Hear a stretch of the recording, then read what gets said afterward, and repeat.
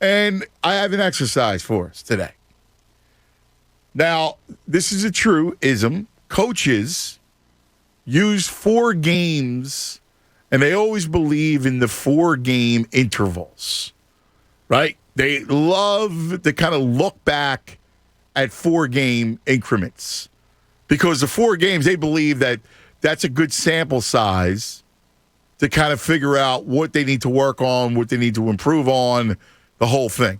So today, we're going to dive into the 4 games, all right? And we're going to look at it from a global perspective on what we see from obviously the coaches, Nick Sirianni, all told. It's Nick Sirianni as the offensive coordinator and play caller, and Jonathan Gannon as defensive coordinator.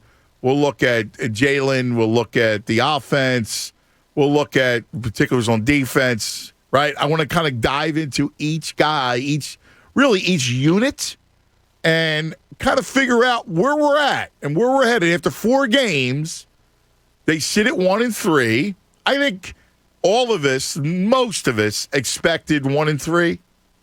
Now, it gets skewed a little bit because of Atlanta, when they looked so good against Atlanta. But I don't think any of us really would have quibbled if I say before the season they would start 1-4, 1-3, because there was a chance that they could have started 0-4. But they start 1-3, and there was some good amidst the struggles of the rebuild. There was some, silver linings.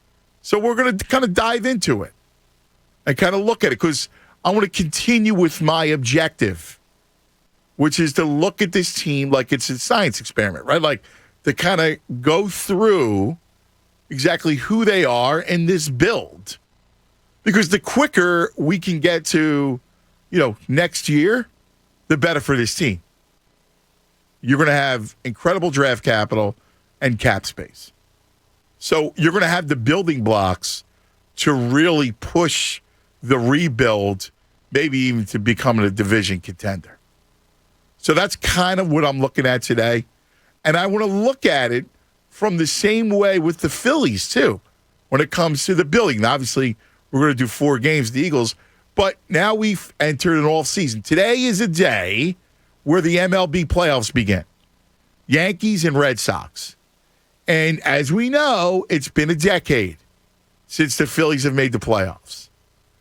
And I got to tell you, we understand why. We have mentioned ad nauseum Matt Klentak. Now it's up to, I think, John Middleton. John Middleton, when he took over as the primary owner of this ball club, he vowed to win, right? He vowed to write the biggest check for Bryce Harper, and that was a good signing. He made a colossal blunder in McPhail and Klentak. Colossal blunder. He stayed with them way too long, and they destroyed his franchise. Destroyed it. Well, now they're kind of building out, sorting through the rubble. Dombrowski, I got a lot of faith in. I like the hire of Mattingly. They got some good baseball people around. They finally eradicated all those analytic, little minions running around. And they got actually real baseball people now inside that franchise. So that's a good thing. But what do they need to do? Because I don't know about you guys. Life's so freaking short. I need baseball playoffs again, man. I love it. Like, I'm excited to watch it. But, Yankees and Red Sox, Dodgers and Cardinals tomorrow night, this is a year it's weird because some years I'm into it more than others. This year I'm like really, really into it.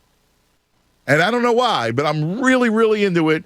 Probably even more than the last couple of years. Last year was weird, the 60-game season. Maybe that was because of the reason why with COVID.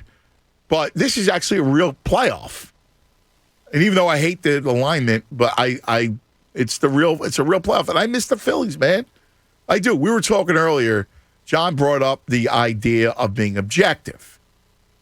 And I do try to look at everything objective when it comes to sports. I love sports, right? So, like you guys do. I always try to look at it as objective as possible because I think that's where the truth lies. Now, in my heart of hearts, yeah, like, do I want the Eagles to win and get – yeah, of course I do. You know that. Same way with the Phillies, Flyers, Sixers, and Eagles. I mean, it's just, the 4 for 4. And Union, 5 for 5. So that'll never change, and that's, true. But when we're looking at analyzing where these teams are, then I believe in objectivity because the best way to build something is being objective about the talent.